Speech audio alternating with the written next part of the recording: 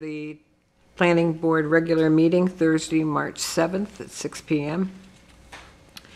Like to work the oath of office for Stu Harness, first thing. You will please come up and raise your right hand and repeat after me. I, Stu Harness, I, Stu Harness, do solemnly swear do solemnly swear that I will support and maintain that I will support and maintain the Constitution and laws the Constitution and laws of the United States of the United States and the Constitution and the Constitution and laws of North Carolina, and laws of North Carolina, not inconsistent therewith, not inconsistent therewith, and that I will faithfully discharge and that I will faithfully discharge the duties of my office the duties of my office as an alternate member as an alternate member of the Planning Board of the Planning Board of the town of North Topsail Beach. of the town of North Topsail Beach. So help me God. So help me God. Thank you.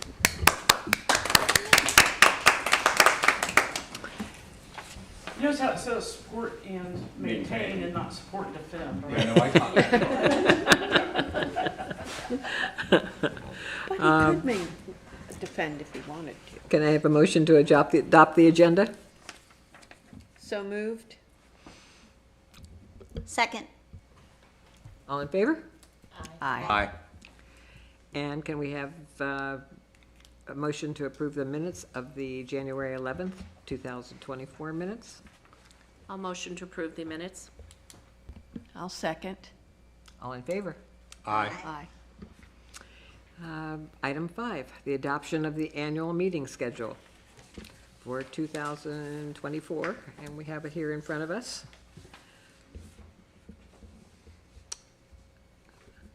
I move to adopt the agenda of the regular meeting schedule for the year. I have a question that we can't adopt it for July 4th, so did we cancel or reschedule? Big pardon? We have July 4th on here. Should we, I thought we took that off. Is now joining. Yeah, July 4th is a holiday, we will not be meeting. okay, so we just cancel the meeting, we do not reschedule for another date? Correct. Okay, So no meeting in July. No meeting no in July. meeting in July. Okay, If something happens, then we'll schedule a special meeting. We'll Okay. advertise for a special meeting. great. Okay, I second. all in favor? Aye. Aye. Public. We don't have no public this evening. Discussion, the APA video, roles and responsibilities. Can Brian see it? I'm sorry? Oh, Brian? Brian's on, yes. Yes, He's here. Can you see it? I think he can. Go ahead, Chair, I'm listening in. Yes. Okay. Thank you. Yep. So, hopefully, everyone and soon Lisa, did anybody else have trouble logging in to their APA membership? I don't think I did. You don't think you've logged in yet? Uh-uh. I thought I was with you when you were doing it. Oh, is that what I did? Yes. Okay, then I did. Well, I didn't see where it said that. You got your password? Yeah, they sent it to me, yes. Okay. Trying to think, did I make up a password? Okay, Right. all right. Did everybody else do that? You I got haven't had a chance to try yet. Okay. So, if you have problems, let me know. I know that despite the fact that I cut and pasted Lisa's email address, somehow it was not what I cut and pasted. And I'm not sure, I think that I'm supposed to have access to like the roster to be able to add and whatnot. But what I'm gonna do is I'll email them and ask them to correct her email address. So in the next couple of days, generally it's like a 48-hour turnaround. So was there anybody that were you able to get in? I did. Okay. And so what did you think about it so far? I got in and looked around and ran out of time and got out. Okay. It was all too exciting and you got out, right? Got out. I'm Okay. sorry. All right. No. That's all right. That's all right. But it was nice. There's a wealth of information on there. There is a tremendous amount of information. We'll have to play this game sometime where we think about like some topic, and then is that topic, if you put it in the search bar, is it gonna be in there? Right? Is that a planning topic? So, maybe I'll do that. Maybe I'll give you like Sesame Street where I give you 4 topics, and then you pick the one that is not in the search bar. Right, not like the others. That's right. That's right. It'll be like transportation, green space, That's in there. Yep. I saw that one. Shoreline protection. yeah, my zoning and electric cars and That one in there too. scotch. Which one would not be in there? The scotch will be on the side. There you go, Deb. Making planning great again. That's right. I don't know, That's right. as I know, Scotch would be in there. So the APA has the APA has a set of 10 videos, and they're fairly short, 20 minutes. Most of them are like 20 minutes. Some are a little shorter. Some are a little bit longer. And roles and responsibilities is the first one that we'll go over tonight, and then managing the meeting. Staff, it talks about the third one is staff reports. And then fourth one is comprehensive plans, which will be very interesting. Division of Coastal Management's having a conference down in Wilmington about comprehensive plans, Camel Lane use plans, and whatnot that I plan on going to. Then the next one is zoning ordinances, and I don't know if that's the last one or not. That zoning ordinance is a long one. Bring coffee. We'll do coffee and donuts that night. Findings of fact, equity and planning, which is, I'm sure, going to be a good one. Ethics and decision making, legal decision making, procedural requirements, and that was kind of long too. So, without further ado, and then after we finish the video, then I've got like 4 questions that I'll ask just for discussion purposes that you guys can chime in on. Just remember, there are no wrong answers, right? Okay.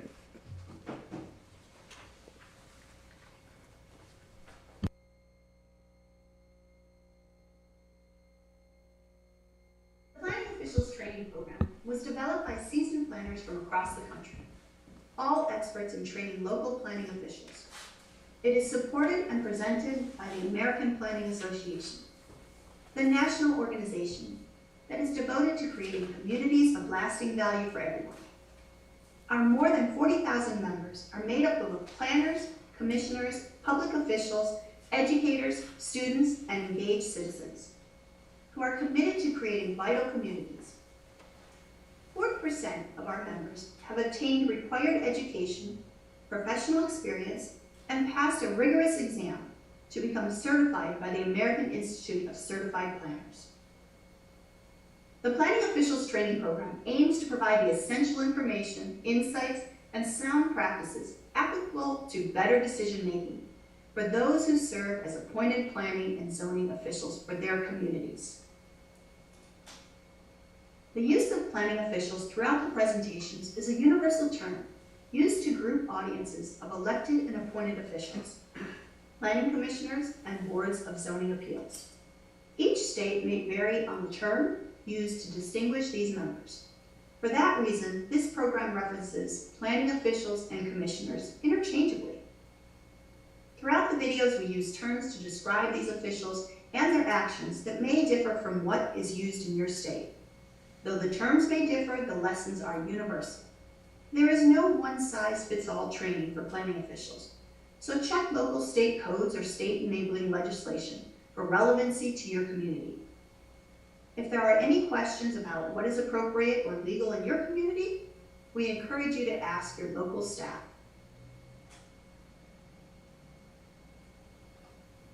So, you're on this planning commission, or planning and zoning commission, or plan commission, or zoning commission, depends on where you live, what they call them.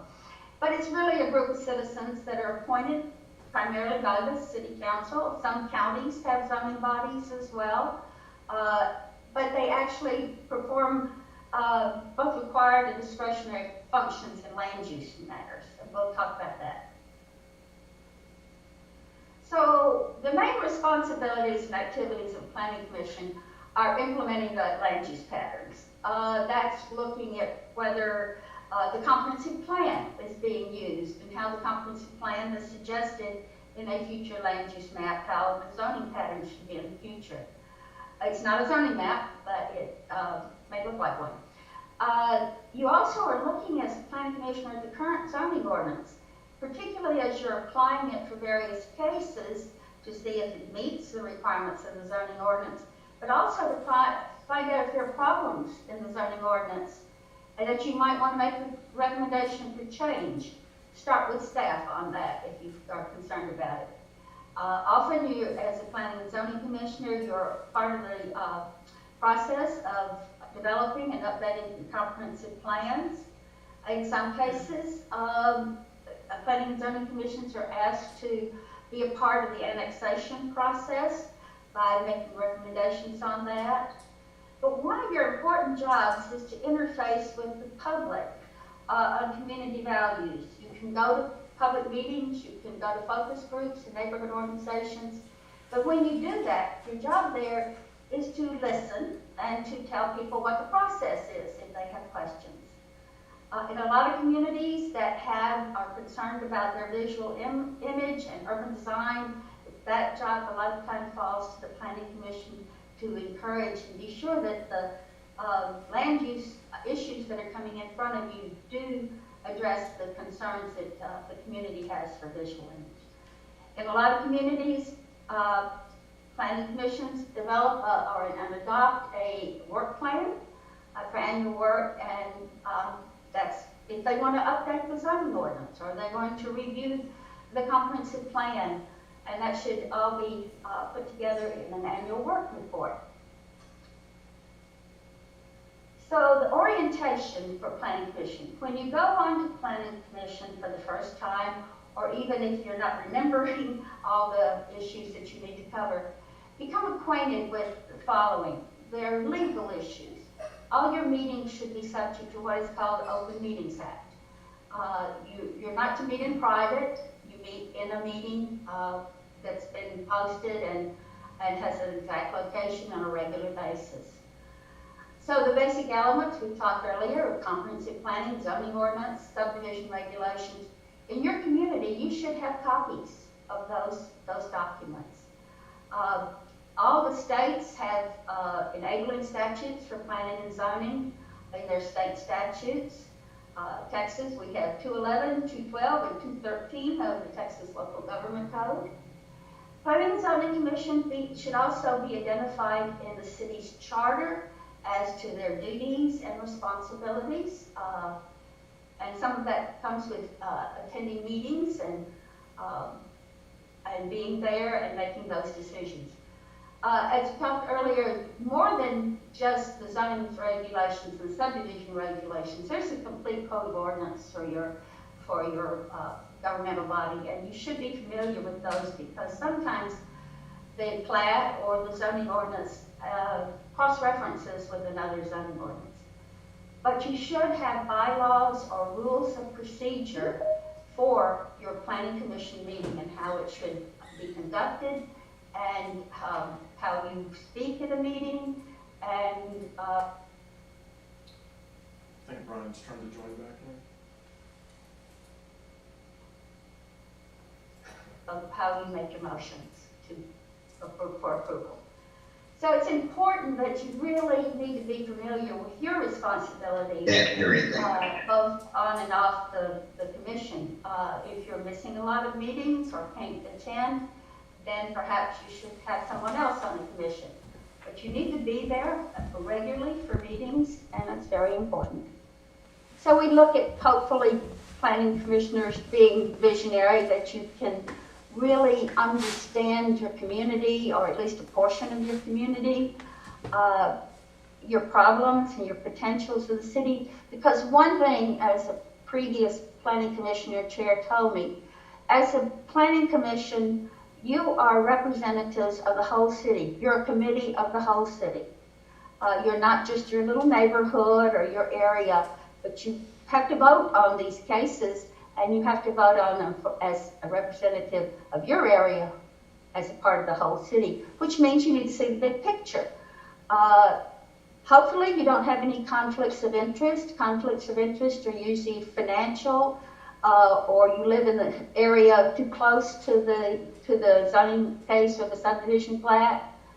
You want to be impartial and objective. In other words, you can't get too personal, whether it's with the person, you know the person, or what the objective of. You may not agree with what they're doing, but you have to be objective. So you're always working toward that common good. That's that committee of the whole. And you want to put the community interest really ahead of the others. I mean, sometimes a neighborhood interest is in conflict with the community interest as a whole. Main thing, you need to come to the meeting prepared. You need to have read your materials that are sent to you in advance of the meeting. You want to appreciate that dialogue. You want to collaborate. It's very important. You've got to be practical. The city can and can't do certain things. There are expectations that sometimes are not realistic. But if you look at trying to be how something can be done within the confines of the zoning regulations or the subdivision regulations, you need to generally be very consistent. If you've looked at something one way, you need to think about how you look at it in all the other similar cases. It's very important for you all as planning commissioners to understand how a meeting works and what they should be. And most all planning and zoning commission meetings are public meetings, but they still serve the public interest. Ryan's having trouble hearing me. Make sure the audio on our end is good.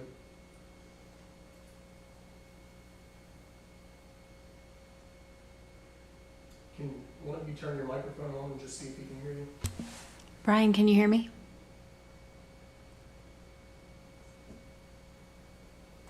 Yes, I can now. Thank you. Just by the very nature of having them, of their existence. They should be open to everybody, and notices should all go out to property owners as well as being following all the public notice procedures where newspaper and now online. So really your responsibility as a planning commissioner, you need to look at being prepared. You need to read the materials prior to the meeting. The worst noises we used to hear at planning commissioners when the planning commissioner opened their envelope that they'd gotten their whole packet in, and it was the first time they'd looked at anything. You need to understand your codes and ordinances, particularly your comprehensive plan and zoning ordinance. If possible, you should visit the site, unless you're not allowed to. Some cities don't allow you anything outside of the meetings. You should always contact staff if you have questions, and always before. You don't want to blindside them at a meeting, because really, staff is your friend in this, and not an adversary. And I want to really encourage you to play an active part in your meetings. You need to ask questions. And if you're not asking the question for yourself, you sometimes need to ask it for somebody else. We used to have a few planning commissioners when I was on the planning commission that just kind of glazed over in meetings, and you knew they weren't understanding it. And a very dear friend of mine, Commissioner, he had a suggestion, and he would say, can we have an educational moment and make staff explain to us what was going on. Mine, as being the only planner that had been on Plan Commission, I would ask staff to please clarify or remind me of what this issue was. So that helped fellow commissioners that don't, and particularly so they don't feel left out. So that's being active. You need to tell the staff when you're not going to be there on time, be there. And you need to be there on time, because a lot of meetings require the quorum to be present before they can even start. So you need to listen to everybody, particularly you'll listen to the staff report. The applicant will present their case, The public has the time in most of your meetings to ask questions or make statements. Again, back to always asking questions. Used to be an old saying that said the only dumb question was the question you didn't ask. So, and you also need to consider the project's relationship to the comprehensive and other plans. All right, it's really important because a lot of times you're contacted by a friend or a neighbor or somebody you meet in the grocery store, and your job as a commissioner is to, first of all, suggest that they attend the meeting or the hearings or send their comments to staff. It's kind of a dangerous situation sometimes when you're in a grocery store and your neighbor comes up to you and they want to tell you all about this case, and you stand there and you go, uh-huh, yeah, ooh. And so then later you go to the meeting and you vote at the meeting, and this neighbor attacks you, gets really mad at you. You said you were going to vote for my case. And just because you sat there and listened to them, they thought you, and made positive comments. So just stick to trying to tell them to attend the meeting and to provide their comments. You don't want to discuss that at the grocery store or church or parties, and people will try to get you. You need to disclose any ex parte contact, and David's going to talk more about that later. Just don't talk outside the meeting, basically. Avoid contact that could ultimately invalidate your determination. We found one group I heard of, we had a planning commissioner that he actually voted on his employer's cases for several years, and those were found later that they could have invalidated all of the cases that he voted. Right? Meeting management and conduct, once you behave. So it's always important, even though you could get excited, to remain calm. That's kind of, you want to be appropriately behavior. It's hard for all of us to sometimes leave our personal bias at the door, but we really are a community, a committee of the whole community, and so we should be respectful of all aspects of the community. It's really hard, sometimes more for staff than for planning commissioners, to avoid using jargon. We use SUPs and other terms that are not understandable to the public. So be willing to not talk down to the public, but to explain sometimes or ask for an explanation of what the jargon is. All your comments should be made on the record. Do not text in meetings. Because that's actually making a comment, but you always want to try to be fair and listen to everybody and make an impartial decision. And all of these will help you function while you're providing an important service to your community. Really, to have a good meeting, basically a lot of cities use Robert's Rules of Orders. Should be the guidelines. Either you have that or local procedures. And a lot of times the decisions that you make depend on that leadership you have as a chair of the commission. The chair really sets the tone for the meeting, should control the meeting and ensure that everybody gets to talk, and sometimes has to bring the focus back to what the topic is, and keep the meeting moving, and always assure that the votes are properly done. Like I said, Robert's Rules give structure to the hearing. You don't want to get into the details of parliamentary procedure, and you also have to consider how to mitigate the impacts raised by the public. Those may come to you as a surprise sometimes, and you need to be sure that staff and the other commissioners as well as the public understand what's being discussed. You don't want to debate with the public or the applicant, or you can make your comments later after the motion's been made. You need to be sure you've got all the information needed to make the decision, and sometimes it's necessary to actually not make that decision that day, but to continue the hearing to obtain more information. To have a fair hearing, really everybody needs to have the right to talk and be heard. Sometimes when you have a huge meeting, we had like 120 people at a public hearing one time that all wanted to speak, and the chair was able to suggest that they should say that their comments have already been made, or to have the group stand and be recognized as all supporting or in opposition to a case.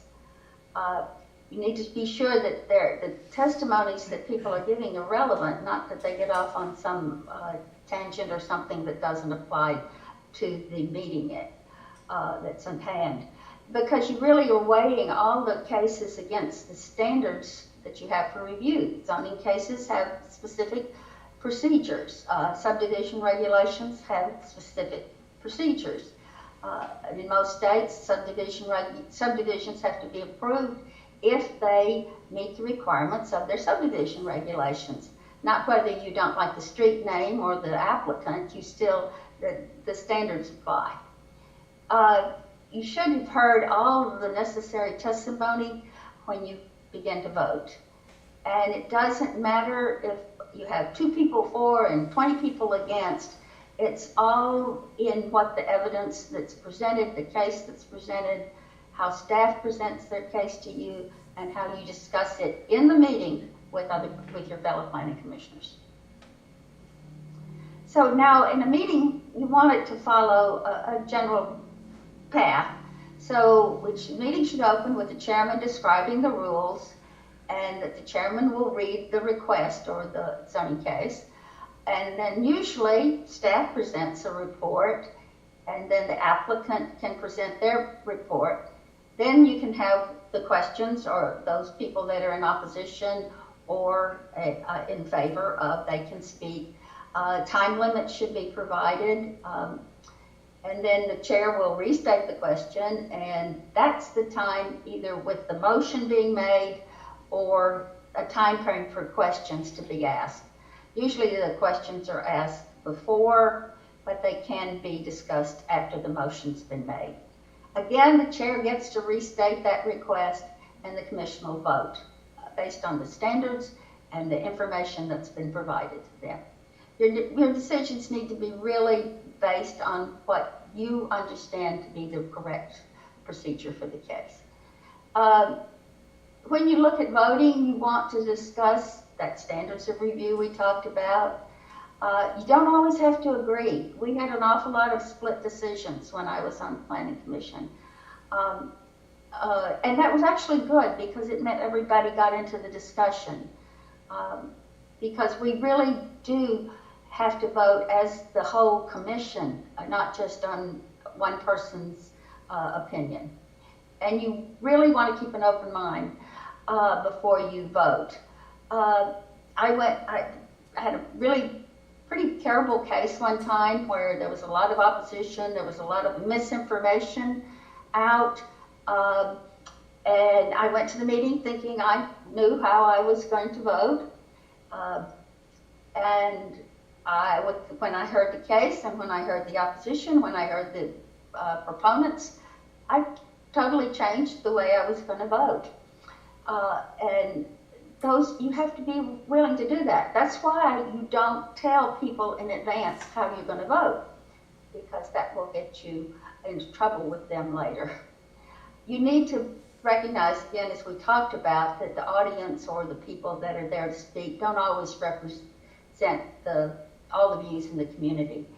And you don't try in any way to exceed the authority granted by the codes or your statutes or your meeting procedures.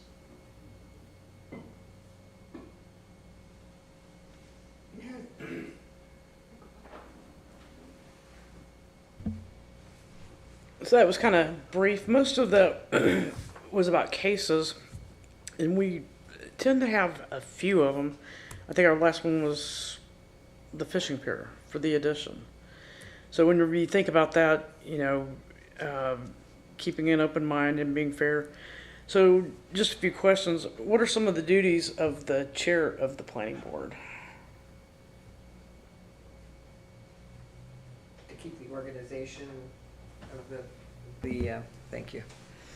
Keep the organization of the meeting going and making sure that everybody is heard, and if there's any questions, that we get the clarification of those, and making sure that if there is anyone in the audience that wants to make any comments or questions, that those are taken into consideration, as make sure the board knows what's happening, that they're involved, and that everybody gets involved in making sure that their clarification is there so that they can make a motion or a decision or discussion. And I think that all of those ingredients are a recipe for fair and impartial decision making. So particularly whenever you make sure that everyone has a chance to speak, and you maintain an order to where you can get through that process. In general, what are the duties of the planning board? Be prepared for the meeting. Okay. Anything else? To be unbiased. Okay.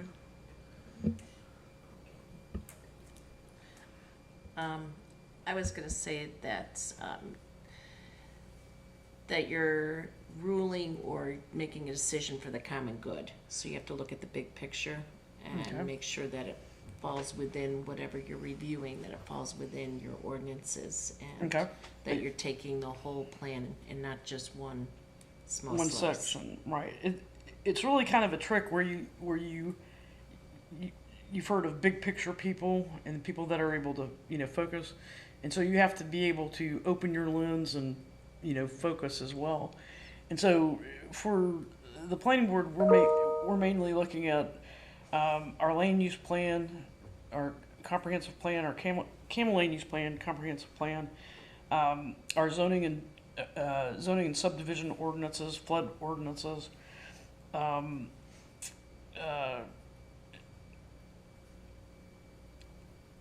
I would also say kind of fostering that vision of, what do you want the town to look like in, 5, 10, 15 years? And that's the planning part. Where do we want to be 5 years from now, 10 years from now? Let's see. Name 3 responsibilities that a voting member has when hearing a case and preparing to vote. You're getting ready to vote, so what are 3 responsibilities that you have? Listening to all sides. Okay. That'd be keeping an open mind. Okay. Yes. No bias. Okay. What else? Conflicts of interest, if there is. She had made the point that usually they come in either financial or you live close to that area, so keeping that in mind and making sure it's fair and impartial. And that can be challenging and very difficult. And sometimes we're in that box and we don't realize that we're in that box, which is why it's nice whenever you have a diverse planning board and everyone has, varying ways of looking at things. Then we can stop and consider others' points of view in a very calm and productive atmosphere. I think that helps. And also vote based on standards. Beg pardon? Vote based on standards. Absolutely. Yeah, and also, okay, what is going on? Mine wouldn't do that. Somebody has to turn theirs off. Okay, Yeah. also, not discussing your vote ahead of time with other members of the board or the general public. I found that one kind of confusing. I didn't think that we were supposed to form an opinion before we went and heard the information. I think that, as a human being, like if the staff report comes out, or if it's, say, a more controversial case or recommendation, I think it's human nature that you may have we're all adults, we all feel very passionately about many things, right? And you feel passionately about the town and where you live and serving the public, otherwise you wouldn't be here. And so I think in some mundane's the wrong word, routine, in some routine circumstances, you may not have entirely made up your mind yet. But maybe in some more controversial cases you might have. And then, to me, that's the beauty of having, and it can be painful for me, it can be painful for staff sometimes.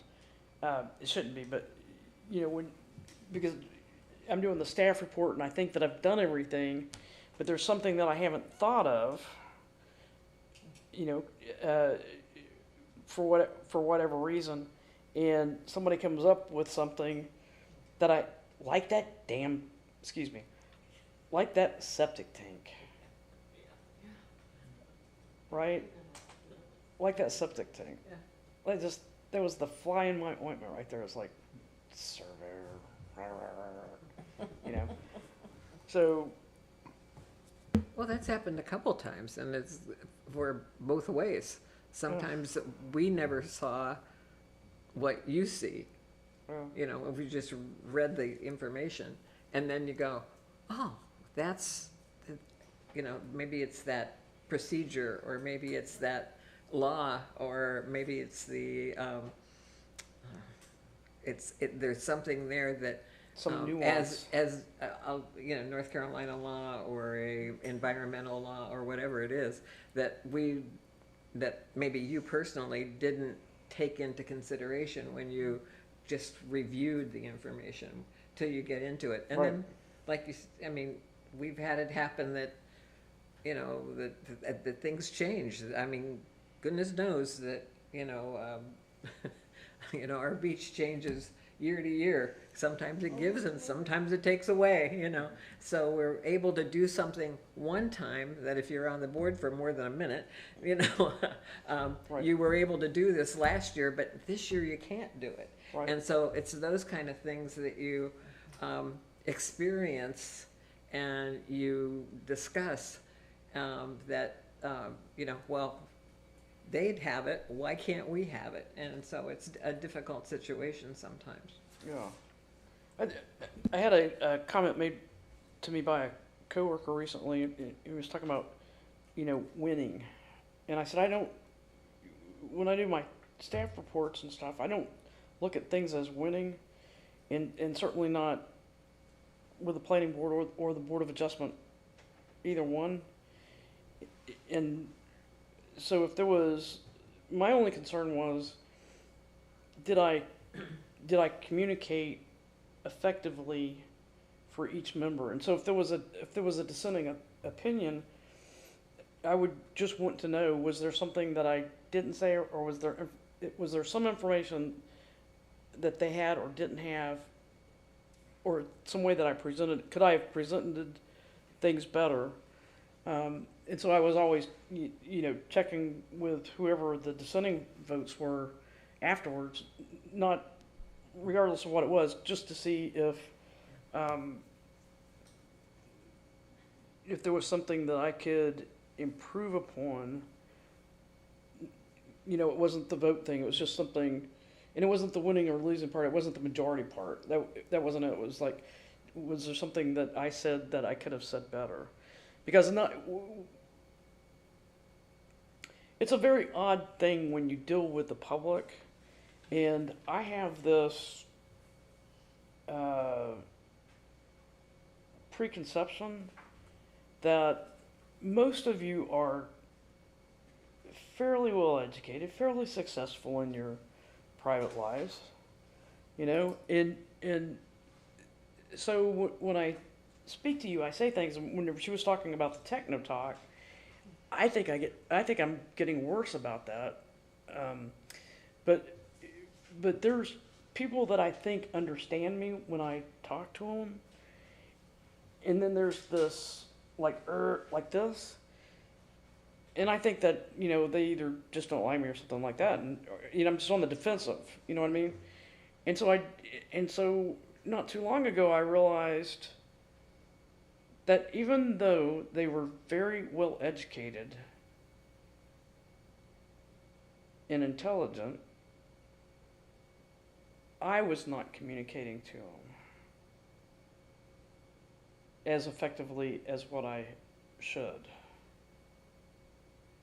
And it was really an eye-opener for me, and because I thought, you know, here's this, you know, intelligent person, you know, why are we having this miscommunication? It's like, well, Deb, you use these big words. You use those big plainer words. And I'm like, Well, I think too that and she made that comment, that sometimes I think the onus is on the other person. Can you clarify that? Can you remind me, or what does that mean to say, hey, I lost you there for a moment. Can you backtrack? And I think when you have a board like we have here, everybody brings certain talents, certain backgrounds, certain different experiences in life to the table. And so you have a diverse group of people that are going to come at things from different aspects, just based on their life experiences. Mm-hmm. And I think listening and hearing what the public and interacting with them, having that vision for the town, that allows then for us to stay in our, for lack of a better word, lane, because that's what we know, and counting on your counterparts to be able to come from their lane. And I think that allows us then to be consistent, fair, and impartial, is what I would take that as. It's sometimes hard to say, you know, hey, I have no idea what you're talking about. Or you lost me.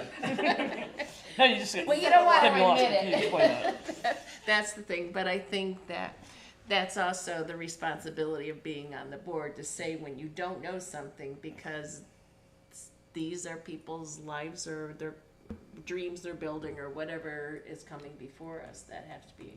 I appreciated Laura mentioning the other day at the town meeting that, you know, if we use an acronym that you don't understand, ask. I mean, acronyms are getting to the point where, you know, language. Yeah, it is another language. Deb, I had a question. I think I know the answer, but she mentioned some towns don't allow you to visit the site I had the same question. ahead of time. I think Is that an issue? I think it depends on the state. I know that Brian brings that up for every Board of Adjustment meeting. I have never heard that to be an issue I started planning in Virginia, so that's kind of what my basis is. And in Virginia, they always made a site visit before the meeting, to where they would have like a visual, you know, they didn't go together, they didn't talk to each other and stuff. So, and I had asked Brian that before, because even for me, when I'm reviewing an application doesn't always look like on paper what it looks like when you go out there. And there's sometimes that I have to, this morning was a perfect example where I've been going back and forth with this property owner and his contractor that wanted to replace a deck on top of the dune. And I said, well, I'm not going to sign off on anything until, for any permit until, you know, I do a site visit. And so Ralph and I both had gone out there this morning. I got lost on that one. So what's our About guidelines? the site visit, are we allowed to go to a site, or is that? Brian, are you still here? No. He dropped off? I had talked to him about that before, and and I'll confirm this with him. I knew he'd drop off as soon as I needed him. But as long as you disclose that when you know, at the meeting when it goes through and says, you know, and when that question is asked, because the concern is, do you have some advantage that the other members don't have? And so if you went to the site, yes, what did you see or whatever? He has these questions, and the other question would be, you know, did you speak with anybody that was there? Like, was the owner there? Did you talk to the owner? You know, We're in the planning board, right? I understand, but we don't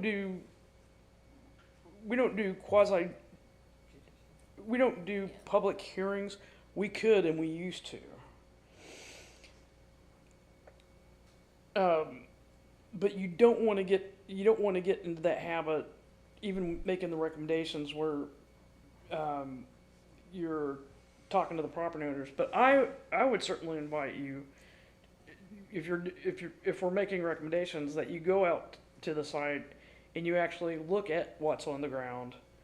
Hannah and I did that for those townhouse developments, because we were like, how are they going to get those townhouses in there? How are they gonna get the pool in there? How are they going to get the pool in there? How are they going to do this? How are they going to do that? And so sometimes it really helps to go out, because otherwise you're looking at, black lines on a white sheet of paper. And when you actually go out and you see where the houses are, and I think, yeah, and there could be, an error that is wrong on that plat where they show the adjacent structures, and the adjacent structures aren't where That's happened. they are on the plat. That has happened. True, and there are other people that learn differently, that Yeah. To see it and see it on a map Pictures. are like total difference for me. Is it a matter of not, especially, and I think this came up in the Board of Adjustment meeting when Brian was talking, we live in a town that has, one big street. Right. You're kind of familiar with the area to begin with. Right. And maybe you should at least have a general awareness of what this is that Right. we're talking about, but not that you went and you talked to the people who were doing the work about what they were doing. Right. And why is this and what do you need? And Stepping you're not off. having that, but at least oh, okay. The lay of the Here's land. the house, here's the dune. Right. Here's the neighbor, here's the road, whatever it is. Right, you're getting a lay of the land, and also I think when you go out, there may be something, like some obstruction or something that doesn't show up on a plat that you may see, and so, that could make a difference. But at the end of the day, it's private property, right? So what are our limits?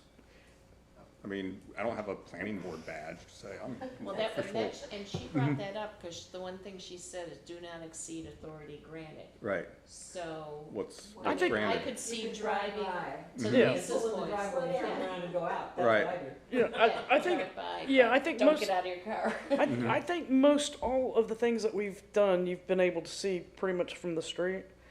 Even from the zoning enforcement side, there's certain boundaries that, there's certain things that we don't cross. But generally, when you pull off alongside of the road and you're looking at the property, you can get an idea of, and think about the fishing pier, right? So, for any of those of you that haven't seen, has everybody seen the progress that they've made on the fishing pier yet? You should go up there and look at It that. looks so much bigger than it did on the plat maps. Funny you should say that. I was thinking. I'm worried about the guitar. You're worried about the car? The guitar. Oh, the Are they gonna guitar. put it back? I don't know, it's kind of half off. It looked a lot It bigger. wasn't, it wasn't really part of the decision or anything. It's just kind of iconic. The only other thing that I think that I had on my list was staff recommendations. Staff recommendations are just that. In the beginning, there was some controversy over, I think the mayor at the time, it was kind of this dueling bench. He said, don't put staff recommendations. Do you remember that? Don't put recommendations on your staff report. I was like, all right. So I didn't, and the planning board and the board of adjustment were both like, where's your recommendation? It's like, well, they told me not to put the recommendation on there. Oh, we need for you to put a recommendation on there. Where are we supposed to start? And it's like, all right. So I was like, okay, all right. And so You don't always go along with your recommendations Exactly. over the years. I mean, Exactly. most of the time, yes, but there have been several occasions that I can think of that, yeah, you know, that And there- after discussion, like you said, and I'm sure, you know. there's When I'm reading your staff report, preparing for the meeting, it's helpful a lot of times to see from your perspective and from just a girl, you know, Right. perspective. I mean, you know, why you got to your conclusion. right. There have been some times that I would like to have made a different recommendation than I did. There are some times that whenever I started out my report, I thought I was going to be one way, and through my research, you know, I found the documentation and I made recommendation somewhere else. But that's incumbent upon me to provide you that documentation. Deb, how did you get there? Right? But it doesn't lock you in. It doesn't lock you into that. All I'm doing is providing you, you know, the documentation and, you know, the zoning district and what they're asking for and all the rest of them. But if it was that cut and dry, why have a planning board? Right? You wouldn't need one. So, and there have been times that I wish that I could be more liberal in my thinking, and I felt, you know, restricted in that. I felt like my recommendation should be more conservative. You know, so at the end of the day, it's your town, and the other thing that they don't bring up, maybe they'll bring up in the ethics part, is I think that it helps if you have when you volunteer, whether you're on the planning board or board of adjustment, if you have a moral compass. And to me, that's what ethics is if you have a moral compass. And if, you know, and sometimes doing the right thing is very difficult, that you aren't talking to your neighbors and you're still having to make these very, you know, challenging recommendations. And, you know, Well, I think that comes with her also saying, you know, check your bias at the door. Because what you may feel out there, when it's sitting in front of you all laid out, you know, and her point to don't tell people in advance, because once you see all the evidence, once you hear and look at everything, and hear the people talking, and whether they're for or against, whatever the issue is, I think then, you know, you're free to make a impartial and fair decision. it makes it easier, I Yeah. think. Yeah, and I also think we need to make sure that we're consistent with the rules and the laws and the ordinances. You know, I could picture, say, somebody wanting to put an addition onto their house because they have a handicapped child and they need to do a wheelchair thing or whatever to build on it. And, you know, in your heart, you're like, gosh, how could you vote no for something like that? But if the ordinance says no, you're not allowed to do that, or you're intruding on your neighbor's property rights or doing something. You know, even if it's, you know, you gotta make a tough decision and not vote your heart, but vote what the rule is. And most of our ordinances, you know, the town has adopted many higher standards in a lot of areas. And even, you know, zoning in itself, there's challenges. And there's going to be more challenges. I don't know if I brought it up here, but we've certainly talked about it upstairs. That as we are developed more and more, these little rectangular 50 by 100 with no wetlands, you know, that's easy peasy, go in there, put your pilings up, and, you know, hook up to the water and sewer and you're ready to go. Those are getting fewer and fewer. And now we're getting more applications with many more challenges to them that aren't either that I'm just getting maybe I'm just getting slower, but they're whether it's wetlands or if you had asked me yesterday, I would have given you like 5 examples, I think. But you'll probably, I would anticipate seeing more variances in appeals as time goes by. There may even be petitions to change the ordinance because either some of the higher standards are too strict, right? Or maybe even some of the zonings. So Several years ago, we were trying to restrict the mega mansions. right. And we came up with the idea, if I remember right, that if you had a bedroom, you had to have a parking spot. And, to try to,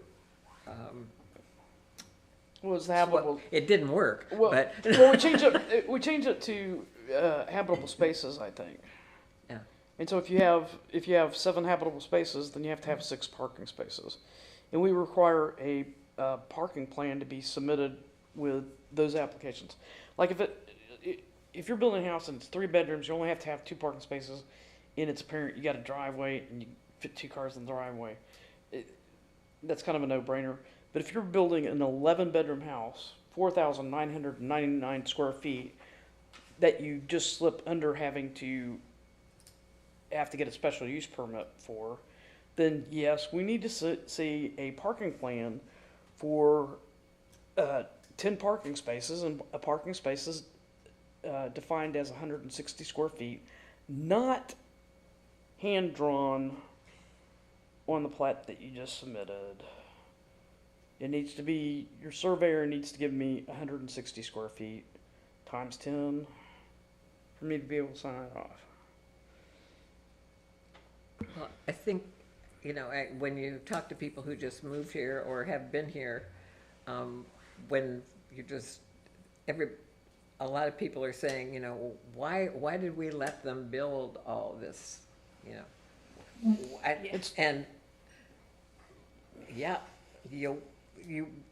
why, I've been in planning board longer than anybody. Why do we let them do this? I mean, there's property rights too. Right. And we have, 20 years ago when you came here, every house had a for sale sign on it. Right. And everybody went, why is everybody selling here? And now they're building, there was $1 million house here. And that was 20 years ago. There was one. Yep. And I think Treasure sold it, and it was a big magazine article that they had framed. Yeah. That they'd sold the $1 million And you house. had to get an appointment to go see it. You couldn't just call up your realtor and say, I want to go see it. You had to show your bank statement. Right, yeah. You had to have a letter of intent.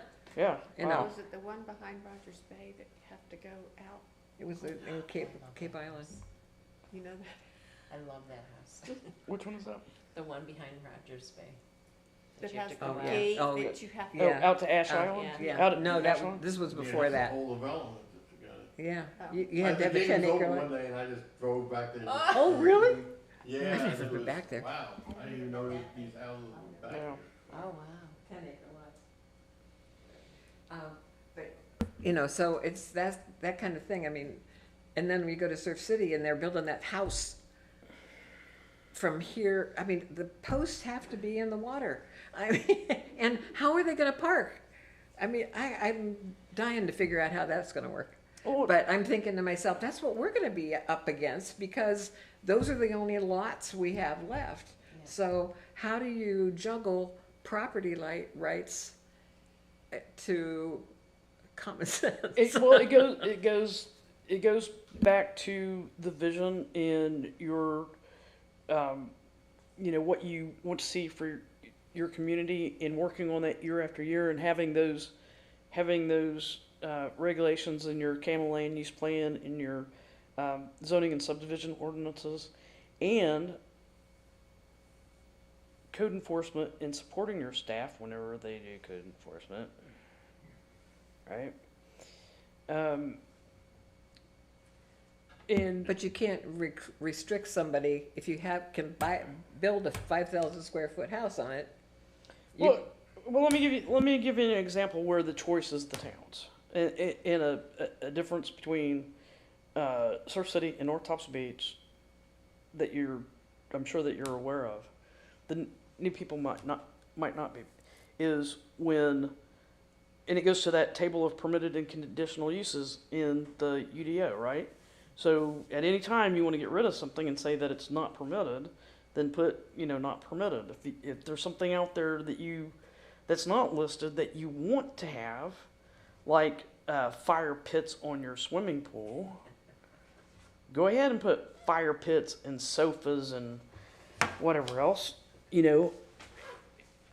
outdoor kitchens or however you want to put that on there. But one of the examples is Megadex as a principal structure to where that it's standalone on the ocean front. So all these lots that are considered, non-buildable except for a straight beach access way, if the town wanted to allow Megadex, then you just have to change the ordinance to where that a deck could be a principal structure and not an accessory.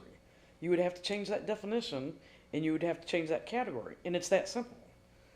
And if the town wanted to do that, then we'd start issuing permits for Megadex. But so far there has not been any interest by the town of North Topsail Beach to have party decks. Let's hope it remains But- that way. But that's an example. So, Yeah. and that's how I interpret the ordinance, is that a deck is an accessory structure. So give me a house and I'll give you your deck. Even if it's on your roof? Beg your pardon? Even if it's on your roof? If you get an engineer to sign off on it, then, and it's built to code, then why not? As long as it doesn't exceed. And it's lower, right? It's lower than 48 feet. If it meets all the checks in the box, then what? There are things that I think look ridiculous. I mean, granted, probably not as many as what you guys think look ridiculous, but there are some things that come in that we are just like, really. But as long as it meets this, it meets this, it meets this, it meets this. Well, and also if you want your house to be higher than 48 feet, you can just build up the bottom. Your house taller. It's 48 feet it's 48 feet as measured from the top of the concrete slab to the peak of the roof. So you can make your concrete slab higher up if you want your house to be higher up. You're allowed up to 2 feet of fill for drainage. Oh, that's it? Okay. You're gonna I never thought of that. you're gonna have to, I think that I don't know what happened to that permit. I saw it somewhere in my 70 permits that are waiting for me. There was one permit that was for 6 feet of fill. I haven't signed off on that one yet, have I? 6 feet? Yeah. Yeah. So, but I'm very sensitive to the amount of fill. I think that you should grade to me, it seems like you should grade your lot before you bring in, 12 feet of fill and then build your house on top of it. The 2 feet of fill, I can sign off on by ordinance. But over 2 feet of fill, you're going to need to get an engineer's certification on. Can I ask a question totally off subject? Yeah. And if I could finish, if the town wanted to prohibit fill altogether, then you could. And The that- board Would The that board come could. from us to make a recommendation to the planning Board of Aldermen, or does the Board of Aldermen have to tell us? I don't know the answer to that question. When we go through and we do the review, when we go through and we do the review, or, you know, I guess if you said, if the planning board said, you know, take a look at that section and propose something. And I think it's a CRS thing also. I'd have to go back and look. But it's certainly causing a tremendous amount of stormwater problems and stormwater complaints because, you know, Terry's been here for several years, and then I build my house, but I want my house up a little bit higher than hers because I don't want her house draining on mine. I would rather, you know, me drain on her property. I can get a better view if I. Yep, and then and there were like 3 houses that I went out to, and here's one, like, you tell the oldest house, because the oldest house was here, the middle house was here, the next house is here, and they're all complaining about the, you know, about the drainage. Well, that's part of my question too. I noticed, and maybe I just noticed it's even more because we talk about it, the drainage and the stormwater, but New River Inlet, and we didn't even have that much rain. And it's still laying there. And it's not just at the pier. There's several areas that are, and not just down by the firehouse. There's several areas, and I was thinking today about the bike path. I mean, if we're going to put a bike path in, we're going to have to put something. We're going to have to do something, because it's going to be dangerous if we don't. Because they're going to be In puddles. Puddles. They're not. I mean, the cars. I mean, when you go down, you have to really watch because we all go over left to center. Yep.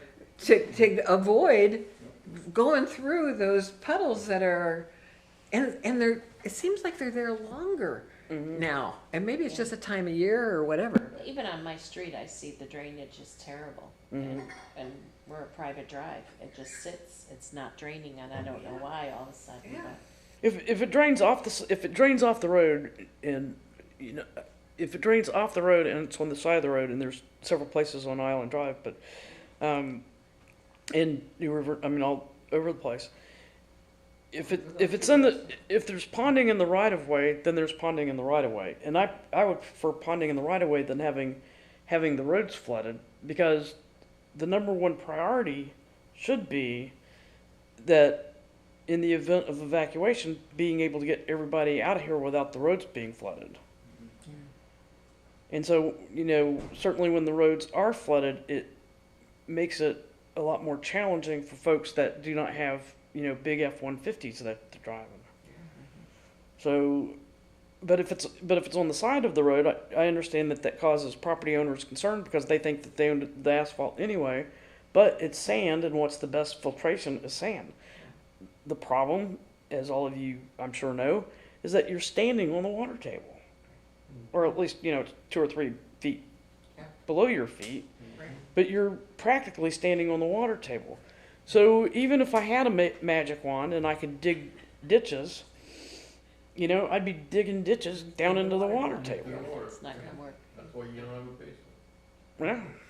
Yeah. So it's, you know, it's a challenge. It's a challenge, and I think that it's really up to, at this point, it's really up to every individual property owner to kind of look at their property and how they can drain away from the roadway. But there tends to be this turtle instinct with people.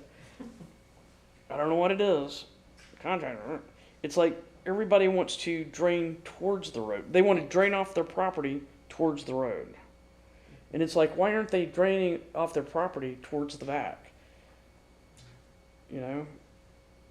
But Yeah, but I mean, it seems like it's becoming. It's going to be more so. Noticing it more, Yeah. or it just because of the water table being higher. Yeah. You know, maybe it's.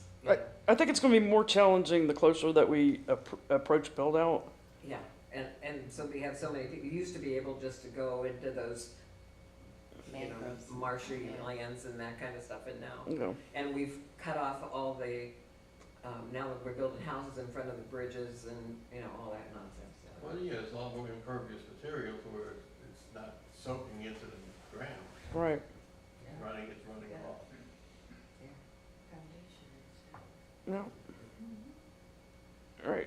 What is your So- magic wand now? I know. Well, It's in the shop. you know, I recommended when I first got here to do engineered stormwater plan for all of the development for the entire lot, and that fell flat like a lead balloon because it was going to cost an additional $5,000 to the cost of development.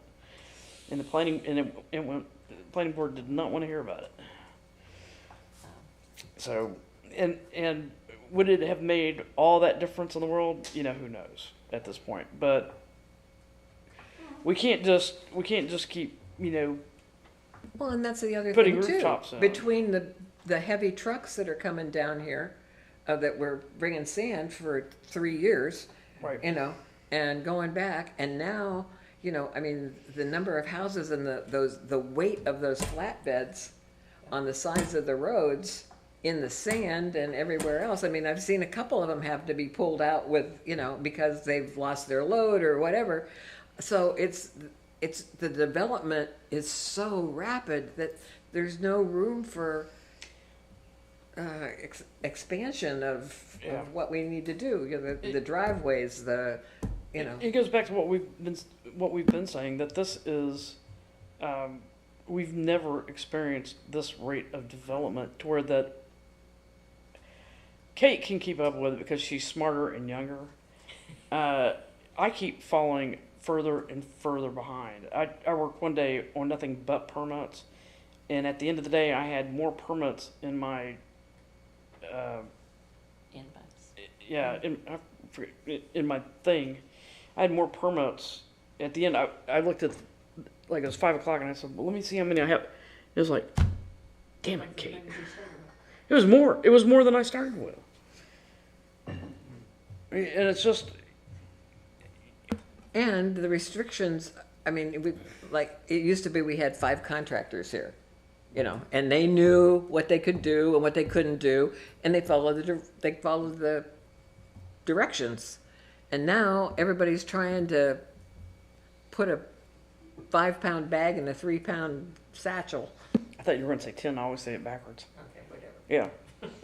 No, but You know what I mean. but it is from setback to setback. And It they is have, from, I mean, they have the right to do that, but that makes your job, you know, because they're taking it out to the nth degree, and what we've seen is that the plot and the survey doesn't match what they're actually doing. And thank God we have you and Ralph, because otherwise,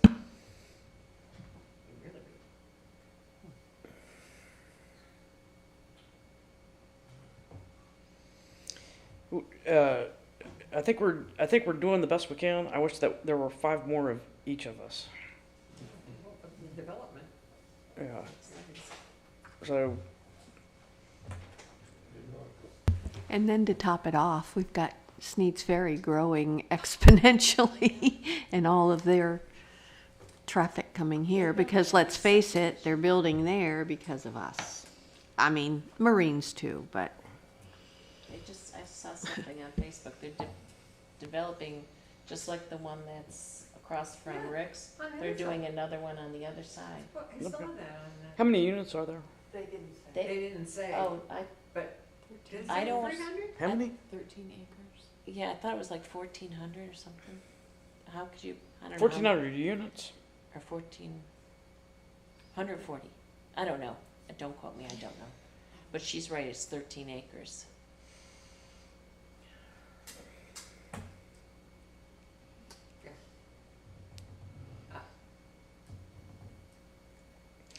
It's It's gonna be a county water problem. Gonna be. Yes.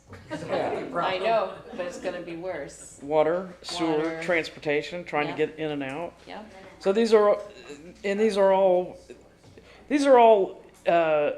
life quality issues that we deal with, but they're also planning issues. You know, and I don't think that there's any answer. There's not an easy answer for any of them. So the county, because they're unincorporated, so the county just goes ahead and gives the permits without caring about the infrastructure?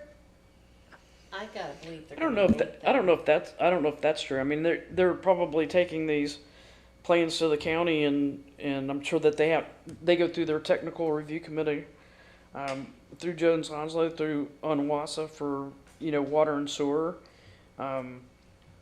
They go through that same process. But if they've got the acreage, and they're meeting all the requirements, then, and here's the other thing, when did we do the hazard mitigation plan? And I'd gone to Brunswick County or somewhere, and they were and remember I came back and they were talking about the population was going to explode. It was going to be 150% or whatever. And where are we going to put all those people? And they had a number of new housing starts per day for Onslow County for each one of the counties. And that was then. That was before this. That was before this. But they had, right? They had, back, I think it was the end of January, a meet the candidate for Onslow County for the commissioners. And there was a couple of them were talking about the infrastructure not be able to handle the explosion growth within Onslow County. And Sneads Ferry did come up, which Did not come up? Did. And I gave me pause to wonder if they would force them to incorporate or something because of just. Can they force them? I thought you could because of the public safety and. How can you force them to incorporate? I don't think They you still can. have to vote on it. I mean, that's what they Yeah. did before. Yes. Somebody would have to get an action group together. Right. I And thought there's they so many could. people here now that weren't here the last time they voted. Right. And They that changed was it. quite contentious. They- It was very contentious. And They I can believe they it. passed a law a couple of years ago, and I'll go back if I can run across it. I'll go back and check. But it seemed like there were a lot of localities that were abusing that they were doing grabs. That's how they were growing. But they were Yeah. doing grabs, and they weren't necessarily providing the services that they were supposed to Yeah. do. Right. And so they made that more. They made it more challenging to do ETJs. Yeah, I could have sworn I read, no, could have been in the paper, I don't know if it's fact, that they may have to force them in 3 to 4 years because. If you find that, send that to me, and Yeah. we'll I'll BC have it to look, BCC see where it to it was. everybody. Just because of for the public safety, the sheriff, the fire. Right. And that was why I guess Grocery we won't come? now go over the bridge if they need or something, is that true? We've been doing that. We've been doing yeah, that? we've been doing that. So I don't know, but But that's what. they say that's why we can't get a grocery chain here. Right, that's what happened with the Publix Yeah. up across from, Why? Fat Burgers. Because Not enough police and fire, fire and the insurance is too high because they don't have all that. and they're not And the incorporated. corporate won't. Although somebody said that Turkey Creek Fire has the most crazy, wonderful rating. But their volunteer But was it's what I not, read, and yeah. because it's not, Yeah.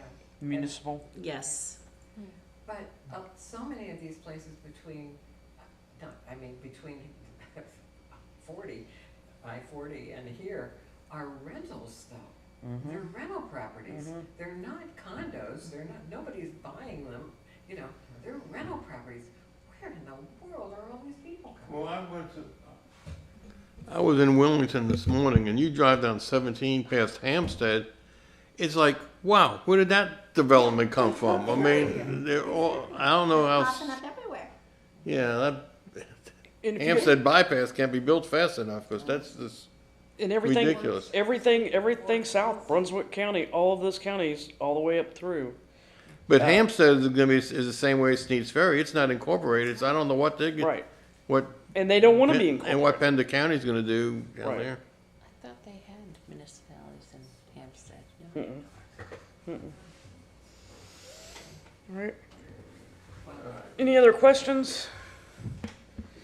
Okay, so I'll make sure that I straighten out your email, and I'll send you an email on that, a follow-up. And that's all I've got for this evening. Okay. Can we have a motion to adjourn?